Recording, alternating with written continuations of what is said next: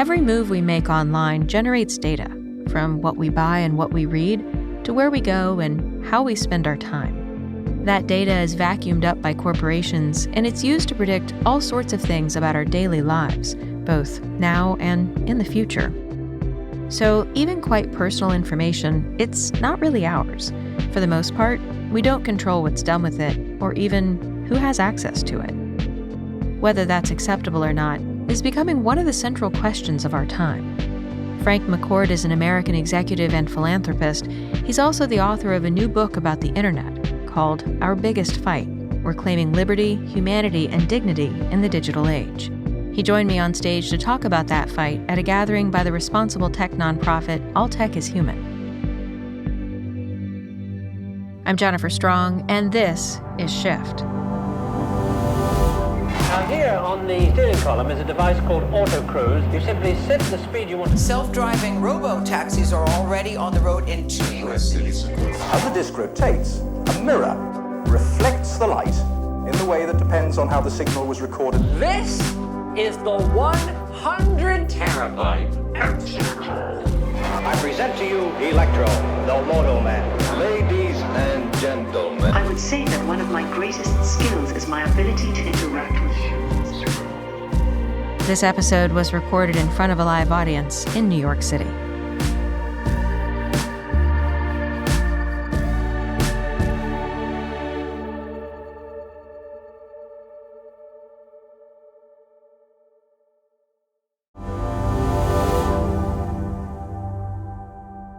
Thank you, everybody. Thank you so much for joining us. And congratulations on the book. Yeah, thank you very much. You know, in it, you say the internet is broken. It doesn't have to be that way. Let's start with that first bit. How do you think the internet is broken? Well, it's broken because we had this awesome piece of technology that was, created, that was decentralized and empowering for individuals, and held so much promise. And about 20 years ago, everything changed. Instead of it being a decentralized, human-centric internet, it became very much a centralized and autocratic and surveillance-based internet. Because of the apps, the big apps that showed up and started to just scrape our data and use it in ways that some were decent, I suppose, but many were not. A lot of harm that's being done, and we wouldn't allow any other utility or infrastructure to do as much harm as this is doing without saying enough is enough and let's just fix this. Do you mind to spell out the harms from where you sit? Well, we could spend the rest of the evening talking about the harms, right? We're not blind, right? We all see them, we feel them. Let's talk about the ability to have a functioning democracy. That's kind of hard right now. I mean, we're borderline not governable. So that's a harm. Let's talk about civil discourse. Wouldn't it be nice just to be able to have conversations and be able to kind of come to some kind of consensus and friendly agreement on things, instead of having, school committee meetings that need armed police? Information. Civilization advances based on our ability to gain knowledge and to build out knowledge and understand what facts are and what truth is. And right now we've taken a giant step backward because of mis and disinformation. So we have a very, very polluted and corrupted ecosystem. And then most importantly of all, I'm the father of 7 children. Harms to children that are being done right now, this is not speculation. This is real. It's happening. And any of you with children or that are watching, what's happening to a whole generation that's being preyed upon by this technology. It's an addictive technology, and I'm talking now social media primarily, that is really rewiring brains and really stealing adolescence from kids. Like, how can we sit back and watching a whole generation become anxious and depressed and have thoughts of suicide? I mean, the statistics are alarming. So there are a few harms right there, but we can fix this. And just to call out, the infrastructure of the internet has always been decentralized. So really you're talking about the web here when we talk about centralized internet. Well, I'm sort of. So I'm talking about, the internet when it began as we know it, roughly 1983, with the adoption of some simple thin layer protocols. In this case, it was TCP, IP, which connected devices. And it was designed and built as a decentralized communication system when our government was concerned about the centralized telecommunication system we had and the fear that it might be disabled by, at the time, the Soviet Union. And if it could disable a centralized hub of telecommunications, we would be without communication. So they asked universities and researchers to get involved to build a decentralized communication system. Again, 1983, these devices adopted this protocol. We had the internet. Decentralized, powerful, awesome technology. 1989, I think it's what you're referring to, which is the web. That's Tim Berners-Lee, another thin layer protocol, HTTP, hypertext transfer protocol that we all adopted. And now we had the data linked up. So devices and data. Now, one footnote here. We are still an IP address on the internet, right? We're not a person. You're not on the internet, your device is on the internet. So this was a devices, machines, and then data, but still decentralized. The app age changed the intent of the internet and how it operated. And so now we entered a phase of the internet where the game was, now that this data has been freed up, let's build machines, right? Apparatus, platforms that can gather up the data as fast as we can and centralize it, aggregate it, and then we'll figure out how to commercialize it. And so now that's when things got off the rails. And so it's really the user experience as we know it now, which is very app-centric and app-driven, that's changed the original intent of the men and women who created the internet and the World Wide Web. All right. Throughout the book, you say when we hear the word data, we should actually hear the word personhood. Can you unpack that? What does that mean? Well, it means that as this app age came upon us, these apps ended up collecting all the information they could about each of us, right? And the term that most of you are familiar with is they began to, collect our personal information, our social graphs, and became the real holy grail of the business was to really map us. So create a human mapped network of all of us, not just our relationships and where we shop or where we physically are, but everything we do in kind of our behaviors, our preferences. And now there's enough information on each of us to predict how we'll react to certain things and how we can be triggered into certain behaviors. So now it's gotten to the point of being a predictive technology that understands and is making judgments about our personality and our emotional makeup. So we're way, way beyond, oh, isn't this cool? I can go buy something and have it delivered to me tomorrow. This is now very exploitive technology, and it's what it's exploiting is us, our information. And the point I make in the book, along with Michael Casey, and I saw him here earlier, so there you are, Michael, and it was a great pleasure to work with you on this, Michael, is that when you begin to understand that what's valuable to these big platforms is our social graph information. That's our personal data. It's not just an abstract thing. It's everything about us. We're not talking about 100 or a few hundred attributes about us. Think tens and hundreds of thousands of attributes about us. And that's what is the value, let's call it, of this aggregated data. And I would argue that this is a value that should be here for society. And what we need to do is, I believe, is add another thin layer protocol, which puts us in charge of the internet. So we own and control our data. And by owning and controlling our personal information, our social graph, we own us. Right now, you don't own you. So how would that work? Well, if you think of these relatively thin layer protocols I referred to, one connected the devices, another connected the data. Imagine one that connects us.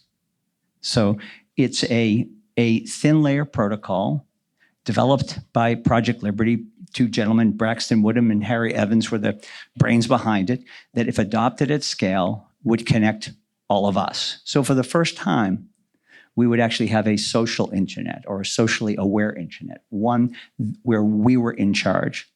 So imagine an internet where, and by the way, this is built and used along with TCP/IP and HTTP. So it's not like you're throwing one internet out and you're building another.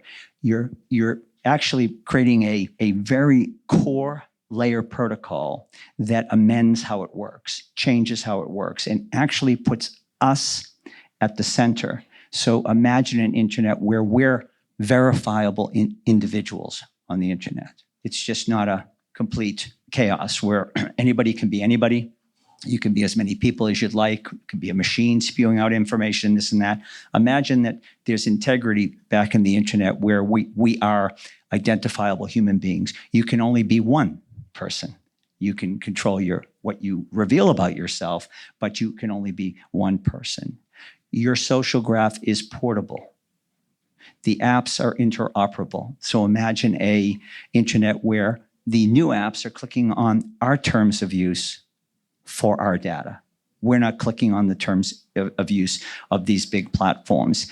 The data is actually part of the internet. Think of it as part of the internet. So it's rather than billions of atomized social graphs that are being vacuumed up by some big platforms, think of it as being a global social graph, universally accessible, where we control our information. So it's maybe oversimplifying what a bit in the interest of time, but it's actually a relatively simple fix to the problem of individuals being abused and taken advantage of. And quite frankly, I go back to this notion that please don't think of it as your data, because that feels like, what's my data? What does it mean? It's think of it as you. It's who you are in a digital era. The internet is something that's not going away. We depend on it. We use it. We're connected to it morning, noon, and night. Let's actually have it be human-centric and human-focused in the first instance, and not be an internet of machines. We're sitting in a room of people who are either tech ethicists themselves or deeply interested in tech ethics. So it's probably safe to assume that most people here agree with you the internet is broken in the ways that you describe, and that it doesn't have to be that way. But we might also wonder how practical this approach would be and what the adoption might look like. Well, the reason why Michael and I used Thomas Paine as an inspiration in the book, and Thomas Paine in 1775 wrote a pamphlet called Common Sense. And it was a time when he was actually reaching out to his fellow, they weren't citizens yet, they were settlers, I guess. This was the actual existence of the United States. And he was calling out a question for folks. And he was saying, look, we have a choice to make. We can either continue to be subjects of a monarch and just have few or no human rights, and really just by fate, someone's born into a royal family and they own me, control me, and I get to, in the case of my ancestors, just work the land and maybe keep enough to survive. Or we could be citizens. And with that came a whole list of rights, right, which became known as unalienable rights in our Declaration of Independence. In other words, you're born with it. You have the same rights as the king or the queen, and you're equal. And we can create a government of, by, and for people. We can self-govern. We actually are someone. We have agency. We have autonomy. We have control. We can own things. We can live our life the way we want. We have choice. And this unlocked this country in what was built in a relatively short period of time. An incredible country was built around that premise of liberty, autonomy, individual rights, and by the way, a social contract, which said for those rights to matter, we need to respect those rights in others. And off we went.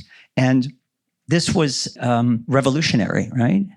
So now we're living in a world where we're seeing massive innovation and strides with technology, which is, quite breathtaking on the one hand, but as fast as the technology is moving in terms of the innovation, we're moving in the opposite direction. We argue in the book when it comes to our rights. We're losing them. We're becoming subjects in the digital world. And we should be digital citizens, not now subjects and owned by these platforms.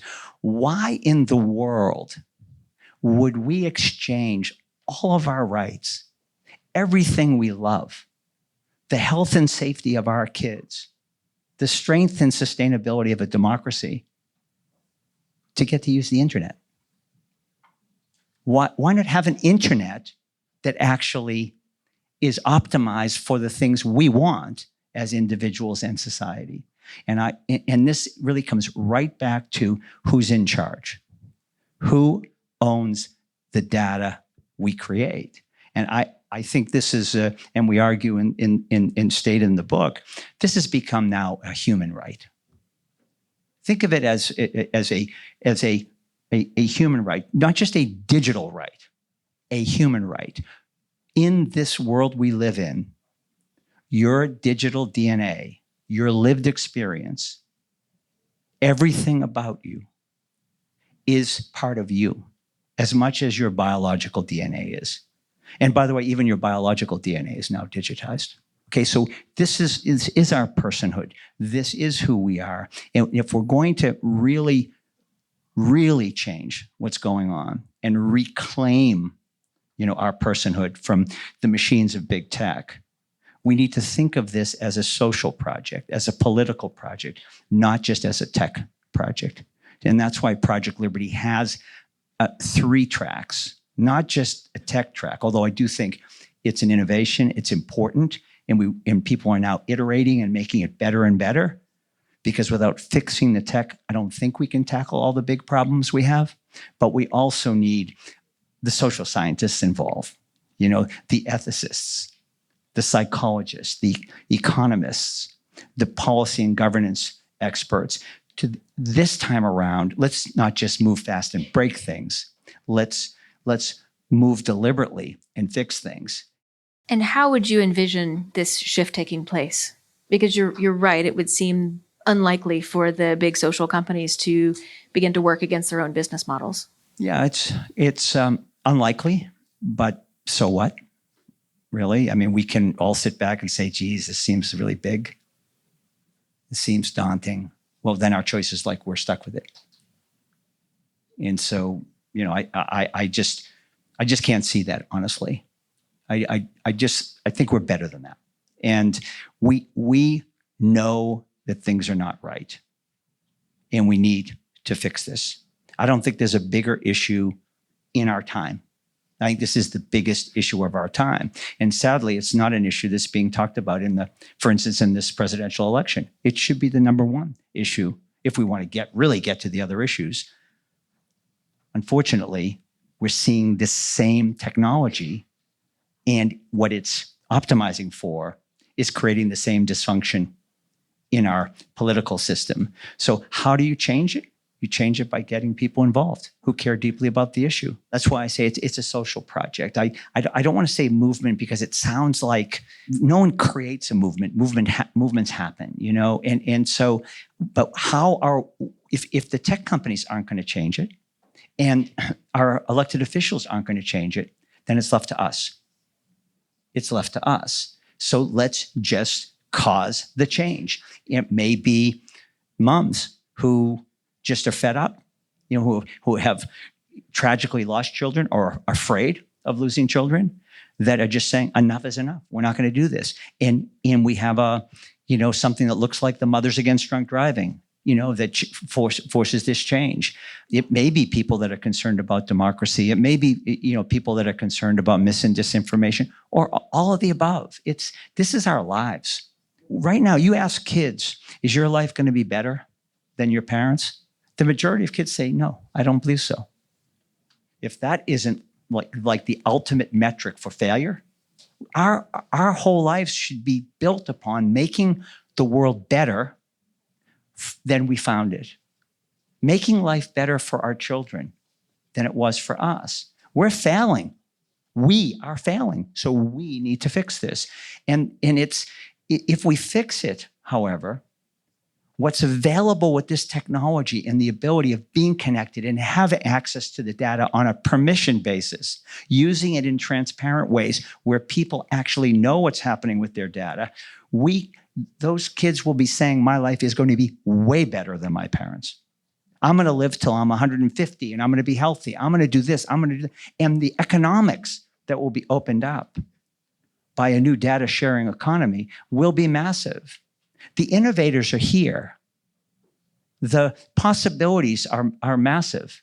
We just need to have the will to change this and really make this a project that's of collective action. And that's just a matter of, do we have the will and the courage? Because there's plenty of means to do this. Was there a particular moment that drew you into this work? How did you come to be doing this, to found Project Liberty and to write the book? Well, first of all, I see and feel the same things I think most all of you do, that something is amiss. Something is fundamentally broken. Without getting too carried away about it, I do immediately come to my dinner table growing up. I'm one of 7 children myself, a big Irish family growing up in Boston, and me and my siblings were pretty good at defining problems and complaining, like most kids, right? And not a dinner ended without, my mom saying, okay, you kids have done a good job of defining the problem. Now, what are you going to do about it? And many of us are blessed with parents that said, like, do something. You're capable of doing something, go do something. So it's kind of hardwired. But then I would add to that, I come from a family of builders. My great-great-grandfather started building roads when Henry Ford started building cars. And we've been building infrastructure and designing it for over 130 years. So I'm a 5th-generation builder. So come at these things from a problem-solving perspective, as opposed to just a problem-complaining perspective. And so I've seen a problem that I can't unsee. And that's where I am. I want to be conscious of time, and we have a stack of questions from folks in the audience. First one here is from Ken Anthony, who asks, how can tech better support the journey of humans to be more human, not increasingly tied to the latest tech tool? Let's make the internet a social internet, make it socially aware, give us control and ownership of us, reclaim our personhood, take it back from the machines of big tech, and then build from there. Kimberly Wright asks, how, if at all, has heritage affected your interest and your position on tech? Well, I think I just was alluding to that. I mean, we all come from some place with a perspective, and I refer to my mother's dining room table. And yeah, I'm blessed because I come from a family and a heritage of building and problem solving. And, this is, at the end of the day, a infrastructure or engineering problem. And we can fix that. As I said earlier, the bigger challenge, I think, is going to be how do we create momentum around, adopting an alternative to the current internet and really having people understand how they fit in, really. And the reason we wrote the book is really as a call to action. It's only a couple hundred words. The language is intended to be accessible, but I did ask Tim Berners-Lee to read it. And he said, I kept putting red check marks in the margin, agree. So I felt really good about that it's not, Michael, we didn't dumb it down too much. So I think we passed that test.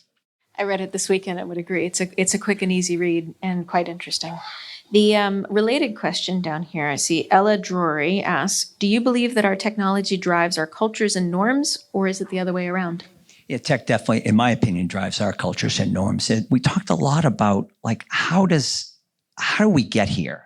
And if you think about it, culture, which is really what houses our norms and our behaviors and our beliefs, really affects kind of who we eventually elect, right, to represent us and what we stand for.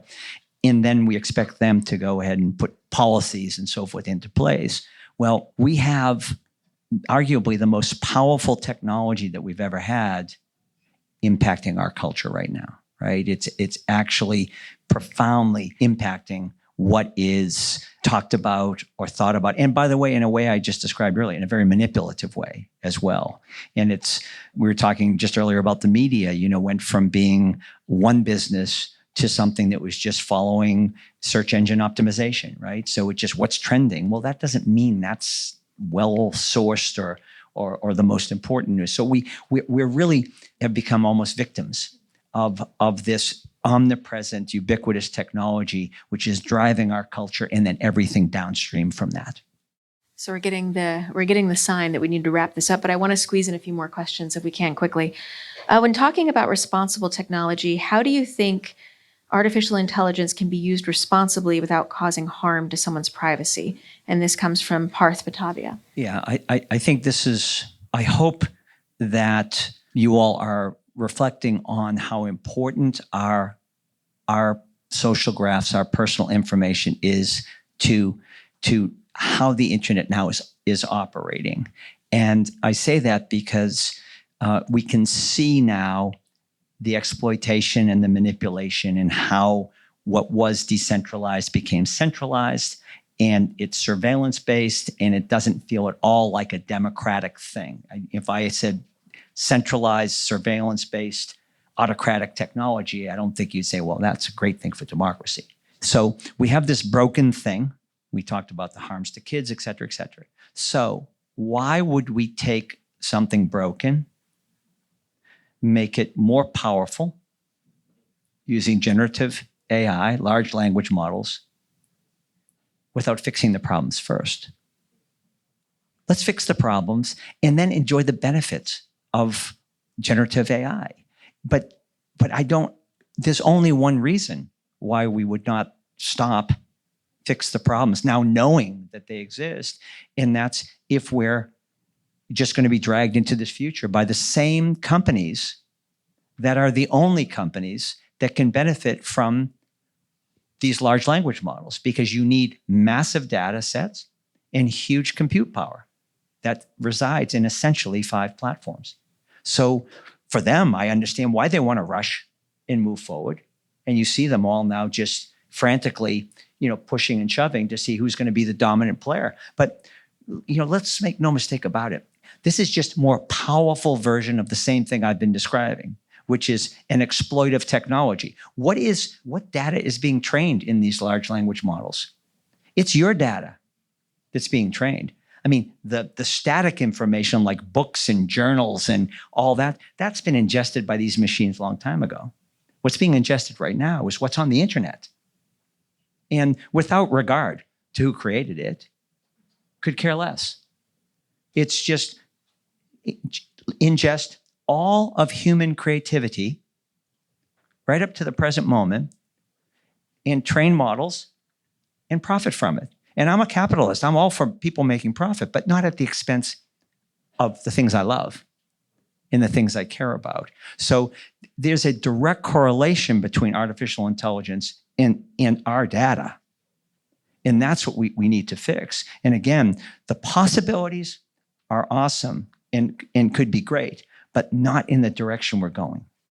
Thank you, everybody, for all these questions. There's so many great questions that we're not going to get to. But to close on, I think this one is particularly relevant from Dele Atanda. Our biggest fight here may be motivating people to take action to reclaim digital freedom. How do you think we'll achieve this? Do you think we'll achieve this? Yeah, first of all, it's not my biggest fight. It's our biggest fight. So I think we'll achieve it if we decide to all really recognize what's at stake and embrace this set of issues and get involved. And so I said earlier that if we don't fix the tech, I don't think we can fix lots of other problems that we have to address in the world. But I also don't believe that fixing the tech alone will solve the problems. We now know how powerful the internet is and what promise it holds. Imagine we get to reset how it works. We get to actually now embed values and principles that weren't embedded in a move fast and break things, kind of era. We get to re-decentralize. We get to put people first, to own and control your data. We get to use the technology for society's sake and optimize for what we all really care about and protect our children and so on and so forth. If we can get kind of the people involved in this to really reclaim our future, then I think we can win this fight. If we just expect new, better tech to do it, I think we lose the fight, because these platforms are so big and powerful that there's only one thing that's going to change, and that's when we insist that it be changed. Thank you very much. And thank you all for being here.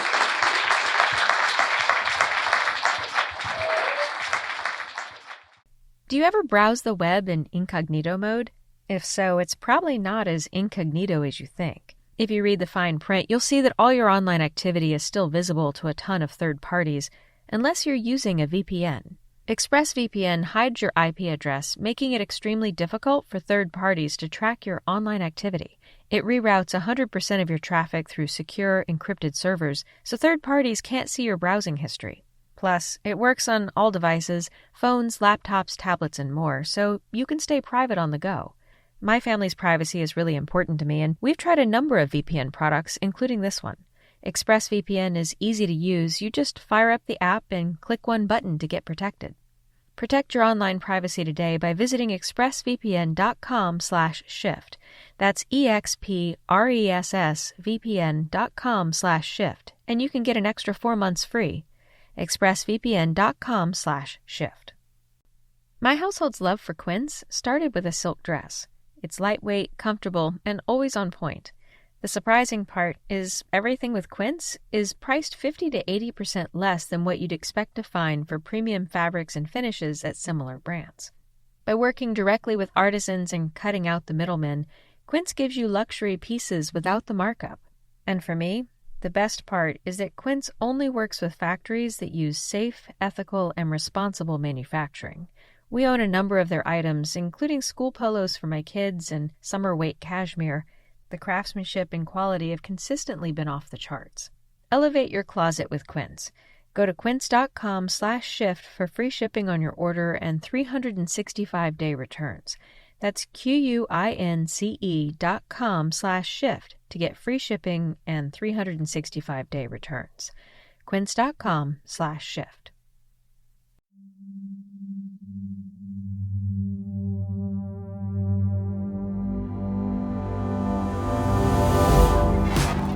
This episode was produced by me and Emma Cillekens and mixed by Garret Lang, with original music from him and Jacob Gorski. Thanks for listening. I'm Jennifer Strong.